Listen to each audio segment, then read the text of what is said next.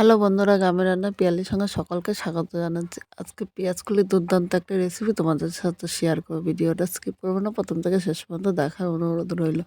এখানে দেখো, প্রথমে পেঁয়াজকলিগুলো আমি কেটে নেব। এখানে প্রথমে দেখো, পেঁয়াজকলির একদম গোড়ার অংশ সামান্য একটু কেটে আমি বাদ দিয়ে দিলাম। এবার 1 ইঞ্চি পুর করে আমি পেঁয়াজকলিটা কেটে নেব। খুব বেশি কিন্তু বড় করব না বা খুব বেশি ছোট করব না। এইভাবে পেঁয়াজকলিটা আমি কাটবো। অনেকে তো অনেক রকমভাবে রান্না করেছে, একবার এইভাবে রান্না করে দেখতে পারো। পেঁয়াজকলিটা খেতে কিন্তু দুর্দান্ত লাগবে। প্রথমে সব পেঁয়াজকলিগুলো আমি এইভাবে কেটে নেব। বন্ধুরা, এখানে দেখো, পেঁয়াজকলিগুলি এইভাবে 1 ইঞ্চি করেই কাটতে হবে। এর বেশি বড় বা এর বেশি ছোট কিন্তু কাটা যাবে না। আর এখানে আমি হাফ পেঁয়াজকলি রাখলাম। এটা দিয়ে কালকে তোমাদের সাথে আরেকটা নতুন রান্না শেয়ার করব। কারণ এখানে অনেকটা পেঁয়াজকলি ছিল, তাই সব কিন্তু একসাথে আমি রান্না করব না। এবার এই পেঁয়াজকলিগুলো আমি একটা পাত্রের মধ্যে নিয়ে নিলাম।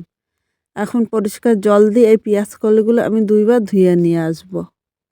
এবার এখানে একটা বড় সাইজে আলু নিয়েছি। আলুটা তোমরা ইচ্ছে করলে স্কিপ করতে পারো, বা আলু কিন্তু একটু ছোটও নিতে পারো, মানে ছোট বা বড় যে কোনো হোক। এবার আলুগুলো এরকম পাতলা পাতলা করে কেটে নেবো, খুব বেশি মোটা কাটবো না, কারণ পেঁয়াজগুলো কিন্তু খুব তাড়াতাড়ি সেদ্ধ হয়ে যাবে। তাই আলুটাও কিন্তু এইভাবে পাতলা পাতলা করে কেটে নিতে হবে।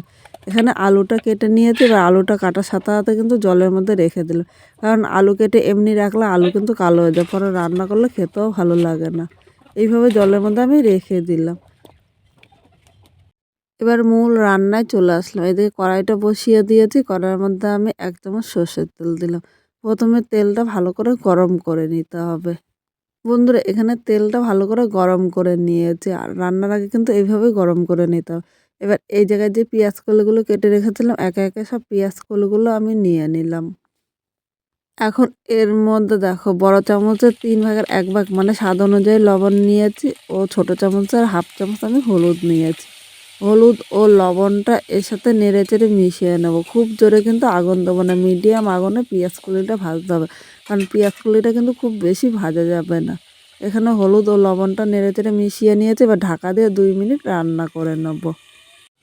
এর মধ্যে আমি দেখো 1 চামচ কালো সর্ষে নিয়েছি। এখানে কালো সর্ষে বা সাদা সর্ষে, দুটো সর্ষে মিশিয়েও নিতে পারো। এখানে আমার কাছে আজকে সাদা সর্ষে নেই, তাই শুধু কালো সর্ষেটা নেব। আর অনেকে বলে কালো সর্ষে বাটলে নাকি তেতো লাগে। এইভাবে বাটবে, দেখবে একটুও তেতো লাগবে না। সামান্য লবণ ও সামান্য হলুদ এর সাথে মিশিয়ে নিয়েছি। ও এর সাথে 2টো কাঁচা লঙ্কা নিয়েছি। কাঁচা লঙ্কা ও সর্ষেটা একসাথে আমি বেটে নেব। বন্ধুরা, এখানে কাঁচা লঙ্কা ও সর্ষেটা একসাথে বেটে নিয়েছি, যেহেতু অল্প তাই পাটায় বেটেছি। আর একদম মিহি করে কিন্তু বাটা হয়েছে। এর সাথে আমি 1 চামচ তিল নিয়ে নিলাম। দেখো, বাড়িতে যাদের তিল নেই তারা কিন্তু দোকানে খুব সহজে পেয়ে যাবে। আর এই তিলটা কিন্তু আমার বাড়িতে ছিল, তাই বাড়িতে পরিষ্কার করে নিয়েছি। তিল বাটাটা আমি এর সাথে করে নিলাম। এখানে আমার মশলাটা রেডি হয়ে গিয়েছে। এবার একটা পাত্রের মধ্যে আমি এই মশলাটা তুলে নিলাম।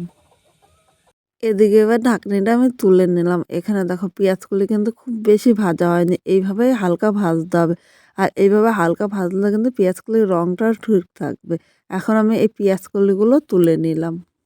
কড়াইতে আবারও 1 চামচ সর্ষের তেল দিলাম। এরপরে কিন্তু আর তেল লাগবে না, এই তেলেই পুরো রান্নাটা হয়ে যাবে। তেলটা এবার আবারও একটু ভালো করে গরম করে নিতে হবে। তেলটা গরম হয়ে গিয়েছে। এবার এখানে একটা শুকনো লঙ্কা দিলাম। প্রথমে শুকনো লঙ্কাটা হালকা ভেজে নিতে হবে। লঙ্কাটা ভাজা হয়ে গিয়েছে। এবার এই জায়গায় একটা মাঝারি সাইজে পেঁয়াজ দিয়েছি। যারা পেঁয়াজটা পছন্দ করে না তারা কিন্তু এই জায়গায় পেঁয়াজটা স্কিপ করতে পারো। এর সাথে যে আলুটা কেটে রেখেছিলাম, আলুটাও নিয়ে নিলাম। এর মধ্যে সামান্য একটু লবণ দিলাম, খুব বেশি কিন্তু লবণ দেবো না।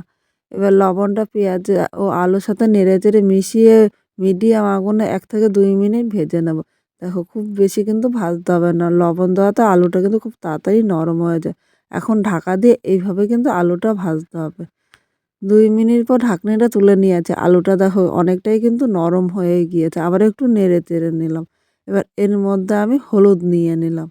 এই হলুদটা এবার আলুর সাথে নেড়েচেড়ে মিশিয়ে আরও 1 মিনিট ভেজে নেব। তাহলে আলু ভাজার কালারটা কিন্তু খুব সুন্দর হবে।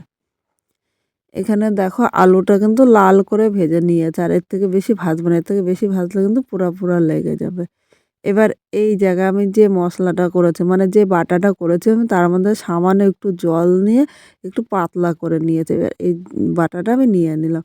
এখানে কিন্তু আলাদা করে আমি জল দেবো না, যেহেতু জল দিয়ে মশলাটা একটু পাতলা করে নিয়েছি। এর মধ্যে আমি হাফ চামচ হলুদ দিলাম। আলু ভাজায় ও পেঁয়াজকলি ভাজায় আলাদা আলাদা করে কিন্তু আমি লবণ দিয়েছি, তাই এখন আর লবণ দেবো না, কারণ এখন লবণ দিলে লবণটা কিন্তু বেশি হয়ে যাবে। এবার সব কিছুর সাথে নেড়েচেড়ে মিশিয়ে নিয়েছি। এখন ঢাকা দিয়ে আর 1 থেকে 1.5 মিনিট এইভাবে মশলাটা কষিয়ে নেব। 1.5 মিনিট পর ঢাকনিটা তুলে নিলাম। এখানে দেখো মশলাটা কিন্তু কষানো হয়ে গিয়েছে। এখন আবার একটু নেড়েচেড়ে নিচ্ছি। এবার এর মধ্যে যে পেঁয়াজ কলিগুলো ভেজে রেখেছিলাম, পেঁয়াজ কলিগুলো নিয়ে নিলাম। পেঁয়াজ কলিটা এর সাথে নেড়েচেড়ে মিশিয়ে আর 1 মিনিট কষিয়ে নেব। এইভাবে অল্প অল্প করে যে কোনো মশলা কষালে মশলা কষানো যতটা সুন্দর হবে, এটা খেতে কিন্তু ততটাই ভালো লাগবে। তোমরা তো পেঁয়াজগুলো অনেকে অনেক রকমভাবে খেয়েছো, একবার এইভাবে রান্না করে দেখতে পারো, খেতে কিন্তু দুর্দান্ত লাগে। গরম ভাত বা রুটি দুটোর সাথে কিন্তু দারুণ লাগে। আর একবার এইভাবে রান্না করলে এই শীতের সিজনে অন্তত সপ্তাহে 2 থেকে 3 বার কিন্তু এইভাবেই বলবে রান্না করার জন্য। এখানে দেখো সব কিছু ভালো করে কষিয়ে নিয়েছি, আর আলাদা করে কিন্তু এর মধ্যে তেল দিতে হবে না, যেহেতু তেল দিয়েছি দেখো একটু কিন্তু তেল ছেড়েছে। এবার এর মধ্যে আমি উষ্ণ গরম জল নিয়ে নিলাম। খুব বেশি কিন্তু জল নেব না, পেঁয়াজ করলে আলুটা কিন্তু আলাদা আলাদা ভেজে নিয়ে, তাই খুব বেশি কিন্তু জলের প্রয়োজন হবে না। এখন সব কিছুর সাথে নেড়েচেড়ে মিশিয়ে নিয়েছি। আবারও ঢাকা দিয়ে আমি 1 মিনিট এইভাবেই রান্না করে নেব। এর মধ্যে পাশের উনানে আরেকটা কড়াই বসিয়ে দিলাম। এই কড়াইয়ের মধ্যে খুব সামান্য পরিমাণে আমি তেল নিয়ে নিলাম। এবার এই তেলটা একটু গরম করে নিয়েছি। এই তেলের মধ্যে আমি 1 চামচ কালো জিরে সম্বাদ দিলাম। এর সাথে আমি 7 থেকে 8 কোয়া রসুন দিয়ে দিলাম। এই রসুনটা কিন্তু শেষে দেওয়াতে রসুনের গন্ধটাই কিন্তু দারুণ আসবে।